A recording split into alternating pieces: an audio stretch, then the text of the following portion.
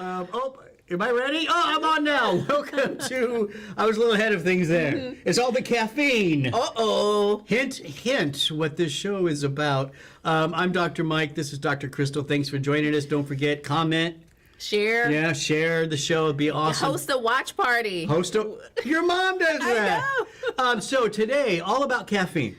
It is what it is, Dr. Crystal. Caffeine is a part of our lives now. There's no way around that. Caffeine runs the world. It does. It's in drinks. It's in foods. And so this isn't really about whether it should be or not. Mm-hmm. It's like the conversation with sugar. That shouldn't be everywhere. Right. But caffeine is. We're not bashing it. We're really here to talk about. Okay, we accept it's there. So how much can I drink? Yeah. How much is safe? How much is too much? How do I know it's too much? And then we have some examples of caffeinated drinks that we'll talk about and why they're good and why some are not good. Right. Right? So I'm going to ask you the question. We're going to Okay. start off with you. Okay. What is, and this is your basic definition. Okay. What is caffeine? Oh, it's a chemical found in nature, found in plants, found in beans, like coffee beans. Coffee beans, yeah. Found in leaves, like tea. Tea, yeah. Natural. Naturally occurring Right. in many things that we consume on a regular basis. Chocolate. Yep, chocolate for sure. That's a big one Yep. that a lot of people I know enjoy. And there's a cup of coffee and an energy drink and all that. So again, caffeine is natural. That's the key Yeah. thing. Yep. You don't have to process it like sugars and stuff. Dr. Crystal has taken a look at her comments and stuff. Yeah. And so, yeah, the other thing I want to mention too, if I can get a little sciencey for a sec. Okay. Yeah, I'm not going overboard. But caffeine not. belongs to a class of compounds called alkaloids. Yes. Naturally occurring compounds found in nature, just like some of the examples Dr. Crystal just went over. Mm-hmm. And these alkaloids, generally speaking, tend to be healthy compounds for humans.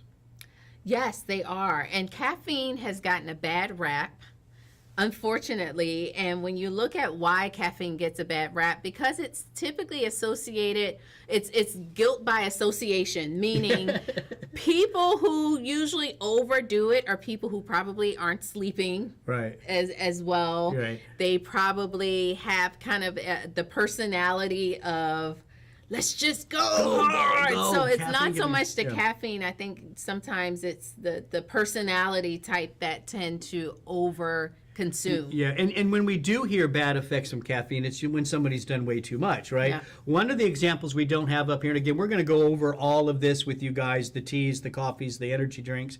When I mentioned this before, when I was in medical school, we would be studying for exams all night long. We would do the caffeine pills. Remember the no-dose? I do. I have taken it before. Right. And so it's those bad experiences that we tend to hear about. Very true. Jittery, irritable, heart racing, all that kind of stuff. But we're going to talk about how to avoid that. What is the right amount? Right. What's a healthy amount, a safe amount? Because again, caffeine ultimately belongs to a class of healthy compounds. Yes. And now let's pause to say hi to Carol. Hi, Carol. Hi, Carol. Hi, Barbara. Carol, where are you joining us from? I'd love to find out where you are. I know my mom is in Savannah, Georgia. Is she on? She's on. Woohoo! She is watching. So yes, tell us where you're from. Send us your caffeine questions. We'll be happy to try to answer them. Or if you're drinking something with caffeine right now, take a picture, post it. Oh, yes. Yeah, What's your favorite caffeinated beverage? Tell us or take a picture. That would be great. Caffeine, Dr. Crystal. It was kind of funny because you and I kind of debated. Well, no, we didn't really debate it. We just didn't really know the clear-cut definition of this. Yeah. That it is classified as a drug, and you were like, why? And of course, she's asking me as the medical doctor, why? And I'm like, it's used in for headaches and stuff. So I guess that's why. Right.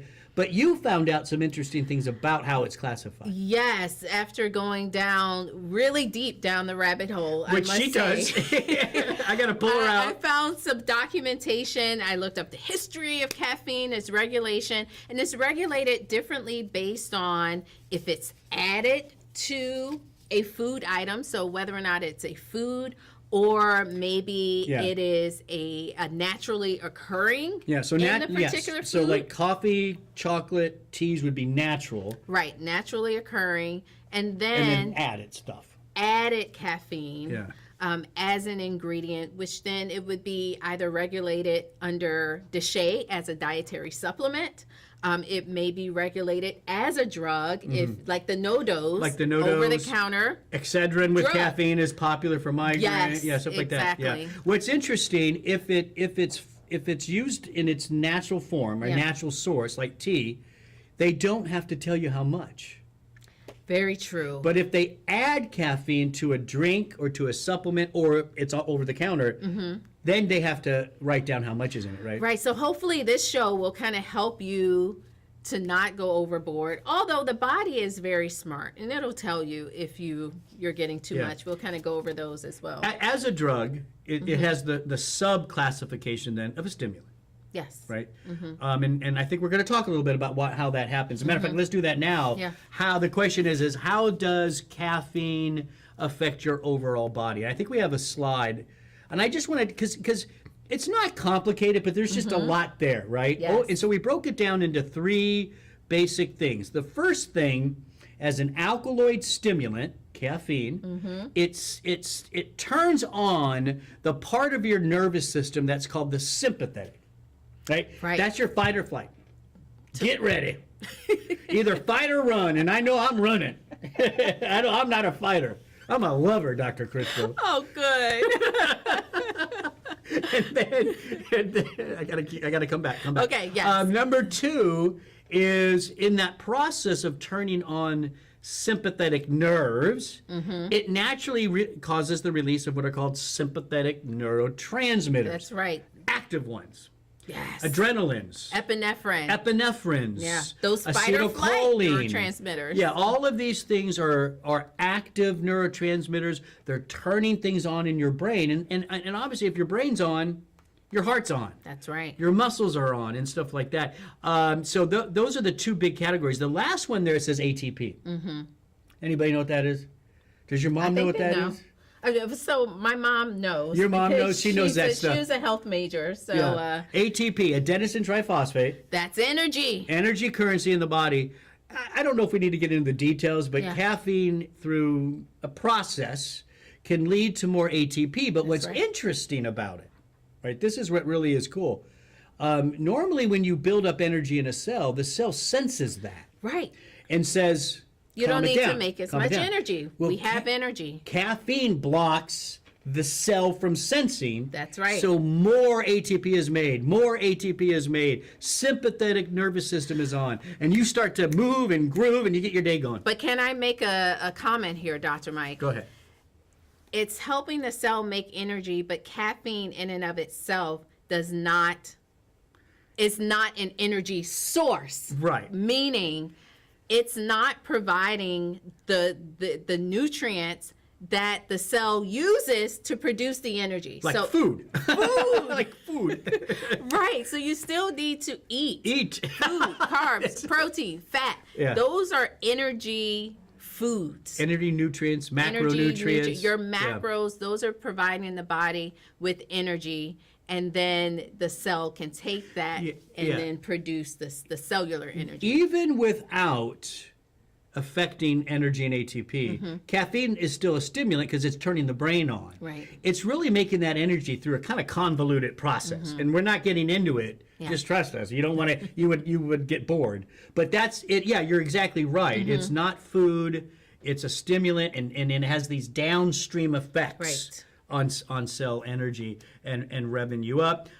You wanted to mention some of the published research, right? About body weight, diabetes risk. Yes. How many of you out there have seen the recent headlines, I would say within the last week, about caffeine is trending? We didn't even know it when we came We up with this caused topic.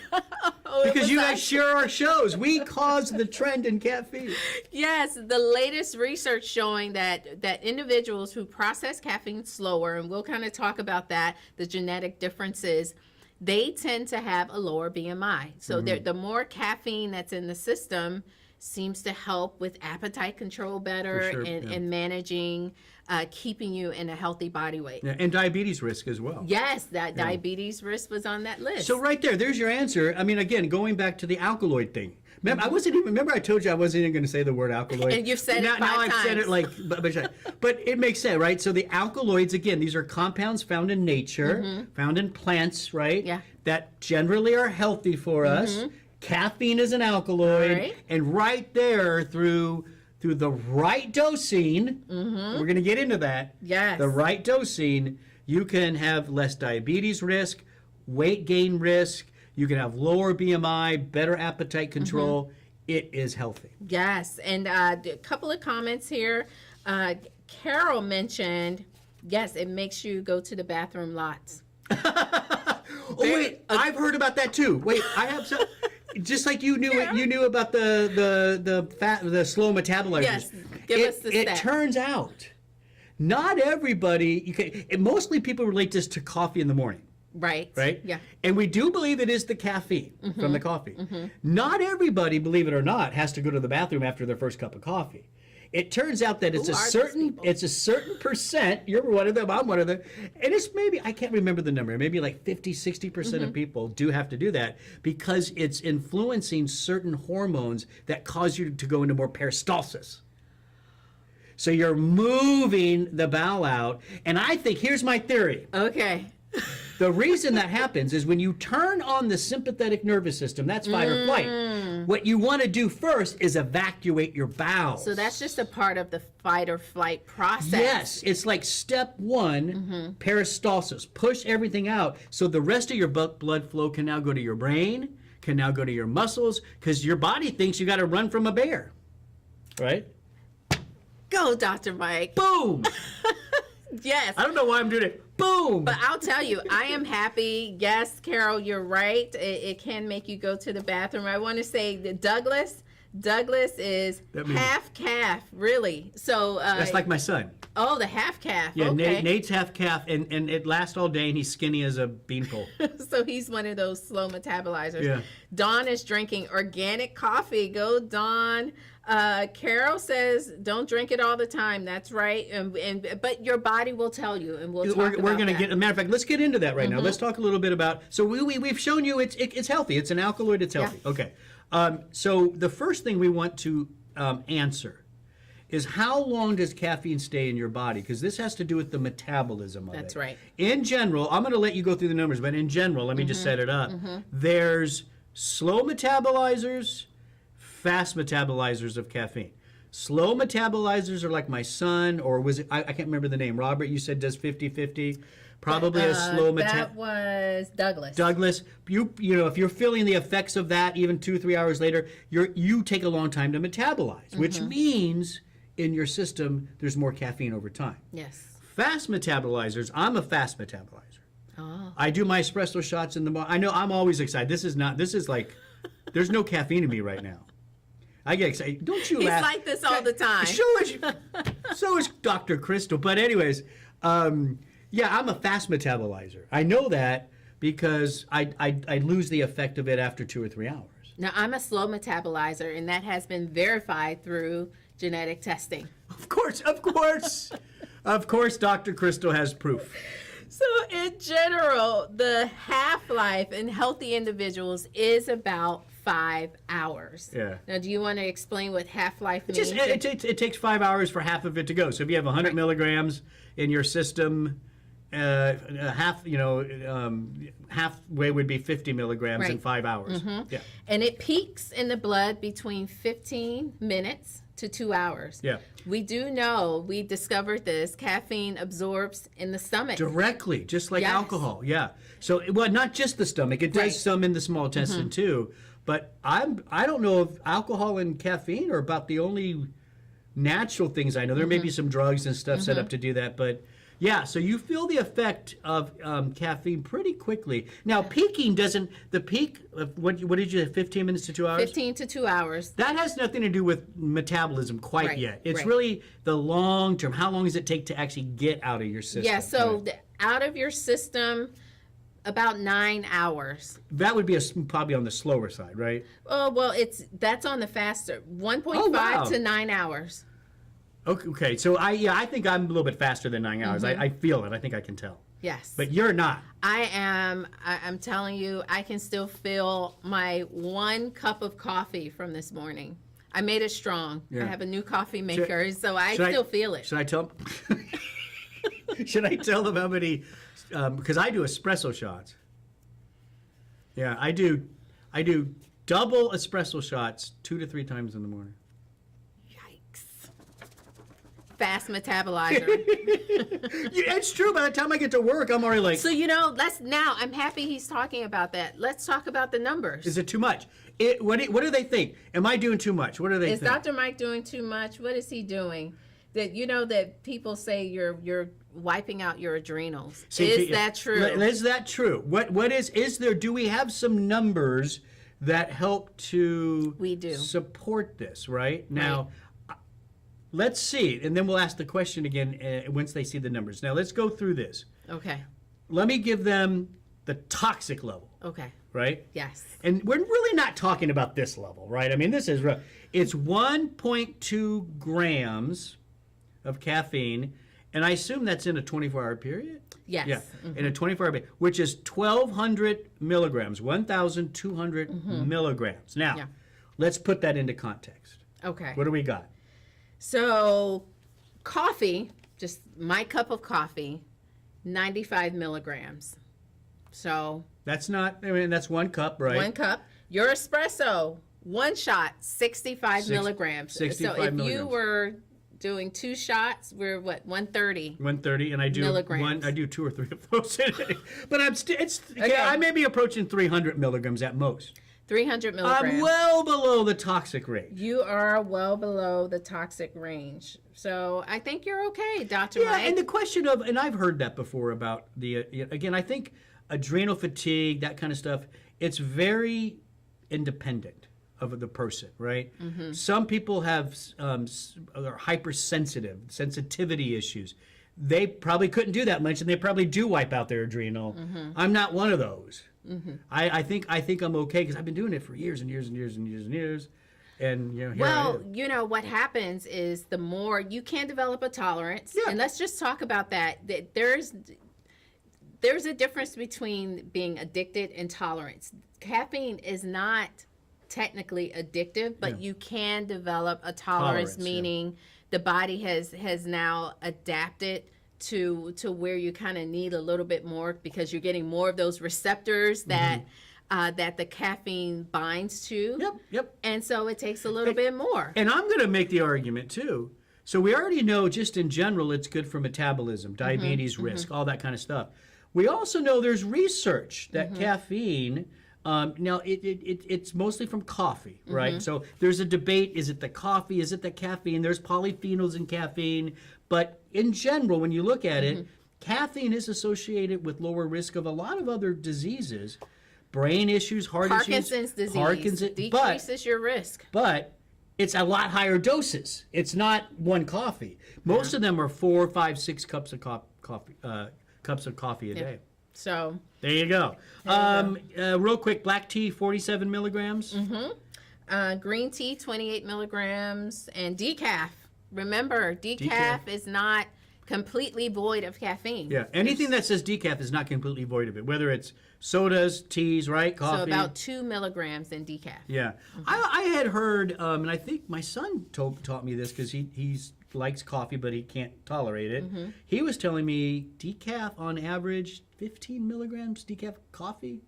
Does that sound about right? Because that's tea. So we have to maybe look that up. But I remember he was telling something like that, 15 milligrams. But the story is decaf is not true. Right. There's no such thing as decaf anything. There's gonna be some of that stuff in there. All right.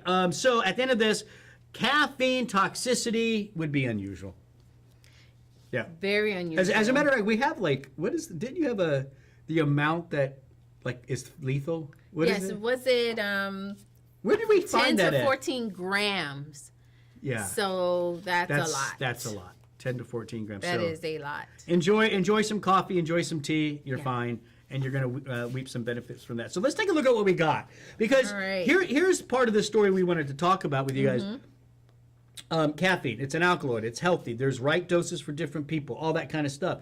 But you have to know what you're drinking, right? We really have to be careful. So we have teas, coffee, and then things that have caffeine added. Yes. Right. So where do you want to start with the coffee? Let's start with the coffee. And this is just kind of one of your quick coffee drinks you'll find at your local convenient mart, or even the vending machine at your job. Right. They're very popular now. Very popular. And one thing to note, when you're consuming your caffeine, let's say in this form, you are consuming more calories. So this is 300 calories per bottle. Yeah. The cream's in there. There's some sugar, but I also know they have bottled forms of just black coffee too. Okay. Yeah, yes. so you can so again, that's a good point. If you want your caffeine, you want that little bit of a stimulus, just be careful. You got to read labels. I mean, this 300 calories that's a big breakfast. And think about it. This will not tell you you have a hard time figuring out how much coffee is actually in here. Is right? in there. As well as how much caffeine. Yeah, because this is from the coffee bean. It's natural. They don't have to list it, right? Then we got the espresso. Woohoo! Again, espressos give you a good little jolt, but I prefer mine black. I don't add anything to it. I know it's popular here where we work at Life Extension. I'm going to hold that one up there. Can they see that? Is that good? Yeah. Espresso. It's the Cuban espresso coffees. Oh, yes. But they add a lot of sugar and I creams to know. those. So again, just know what you're consuming and be careful. Now, when you move away from just the coffees, we get into what's very popular now. This one's called super coffee. Where's the camera? Can you see that okay? Oh, there we go. They're adding more healthier stuff to these, right? Tell us what you found. This one has protein. In fact, 10 grams of protein in this one, as well as medium chain triglycerides, MCTs. Which are healthy. Which are healthier. You can find some. This one is sweetened with monk fruit and stevia. Yeah. And so when you look at the amount of sugar, less than 1 gram of sugar, 3 grams of carbs, and added caffeine. Right. And so in this case, we know the amount. We know the amount is right on the front label, 200 milligrams of caffeine. That's the caffeine is coming from just caffeine added directly, as well as a plant source, guarana, which is a nice, slowly metabolizing source of caffeine. They also say, you can't see it, I can see it here. They're saying this is about 2 cups of coffee equivalent. Okay. So when it comes to just the coffee, they don't have to tell you stuff like that. Right. Because it's found natural. They're not doing anything really to it. Here they're making this more of almost like a supplement, right? They're adding caffeine. The minute you do that, they got to tell you how much is in there. Yep. All right. Now we move into the I don't know about these, the energy category. What's your overall feeling about the energy drinks? Just overall. Well, it depends on the ingredients in the energy drink. It's many of them. They give you the caffeine, not as much as you would think. So this has 80 milligrams of caffeine. Not so bad. So less than half. Not so bad, right? So not so bad when it comes to caffeine. But they are often loaded with sugar. What's this one? This one has 27 grams of sugar. Listen, and that's not, is that 12 ounces? This is 8.4 fluid ounces. Okay, well, over here. 8 ounces with 27 grams of sugar. That's crazy. Yeah. That's don't no. Now they have the sugar-free version. Okay, good. I would choose that. Yeah. Now I'm not sure the type of sugar alternative that's in there, but there is a version without 27 grams of sugar. That's a lot. So caffeine, and there not much in this brand. Not a lot of bees. Not a lot of stuff like that. Right. This one has, I believe, this one has taurine, yeah. Usually not in high levels, though, right? You don't consider this a taurine supplement. Taurine's good for energy at the end of the day. So this one has no taurine, but some B vitamins. B vitamins, okay. But not anything crazy, right? Okay. Then you move up a notch. This is the next level. This is like woo level. Right. So this one is giving you some ginseng. It is giving you taurine, which is good for energy production in the body. A carnitine. We love excellent. L-carnitine. Helps you burn fats. That's right. There's, of course, the added caffeine. Which now, because the caffeine is added, you see it on your label. So this one has 160 milligrams of caffeine. So double the caffeine that you would find here. Now, drum roll. I want you to, we're going to say the sugars. 58 grams of sugar. I don't even know what to say to that. Yeah. I don't even know how to respond. That's right. That's a lot. It's about all I can say with that. Probably not the best thing to do. There are better ways to get your caffeine. Very right? true. Obviously, we moved to the sodas. They have a lot. I don't know. What's about 30, 35 or so, so a little milligrams more than of caffeine. Right. So not much, yeah. When you look at the caffeine, of course, but then the sugar. You're going to get the sugar. 38 so this grams. is 38, 39 grams of sugar. And then teas. Of course, this is natural, so you don't, again, if it's natural, this is a natural, right from the tea leaf, right from the coffee bean, so they don't have to tell you how much, but 3 types of teas, right? Yeah. White, green, black. Right. It's just how old it is. Yeah, how long they're oxidized. Outside, out in the air. White is young, green is middle aged, and black is old. And what's interesting is the antioxidant composition changes. That's right. The white teas kind of have a whole bunch of the antioxidants, but low amounts.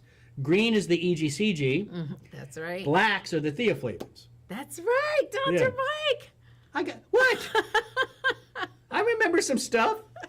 The theaflavins. Yes, that's produced the longer you oxidize the tea. Yeah. Dr. And Mike. the longer you oxidize, white to green to black, you're going to have more caffeine. That's right. Yeah. So the black tea will have more caffeine. For example, a cup of black tea is about 50 milligrams of caffeine.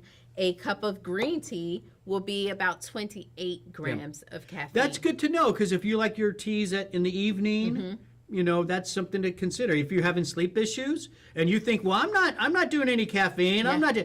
Are you drinking some tea in the evening? Right. So I'm a slow metabolizer, as we mentioned. So I go with coffee in the morning, and then right around lunch, 12, 1 o'clock at the latest, I'll have a green tea or some type of tea. So as a fast metabolizer, I do my coffee in the morning, and then I usually do like my iced tea. Coming from the south. Oh yes. It's unsweetened. I don't actually like the sweet. My family from the south, the amount of sugar they put in that tea. Oh, I know. Yeah, it would compete with this, right? So I like mine unsweetened. If I do anything, maybe a sugar alcohol or something in it. But my black tea, and after that, I don't have any more caffeine. That's it for you. That's it. That's what I do. All right. So, and overall, in summary, thank you for watching today. Caffeine is healthy. It has benefits beyond even weight, diabetes, better BMI, all of that. Remember, it's an alkaloid. Those tend to be healthy overall. It's just find your right dose. You're going to be way below toxicity level, right? So that's not even really an issue. But just kind of know your numbers, know what's being added, what are good additions, and what might not be such great additions, right? That's right. And your body will tell you if you're feeling racing heartbeats, if you are getting a little agitated. Yeah, I'm laughing because I know when she has a little too much. Then you may need to know, okay, I've reached my limit. Today was too much. I should cut back tomorrow. Yeah. All right. Thank you for watching. We have a nice article, right? Yes, lifeextension.com/energy herbs. The article is 10 best herbs for energy. Very nice. And those are going to be nice and safe. And those are doing it mostly probably without caffeine. Right. Right? Most of your herbs, like herbal teas in general, are going to be decaffeinated. They're going to have a little, but they're generally considered decaffeinated. So that's lifeextension.com/energy herbs. Hey, thanks for watching today. I'm Dr. Mike. This is Dr. Crystal. Don't forget, we go live every Wednesday at noon Eastern time. So please mark that in your calendars. click that interested button. That's right. If you're and then watching you'll on get Facebook. the reminder. Yeah. And like, comment, and please share these shows. It's a lot of good information that we would love people to know, right? That's right. Again, I'm Mike. Dr. Mike. Thanks for watching. Until next time.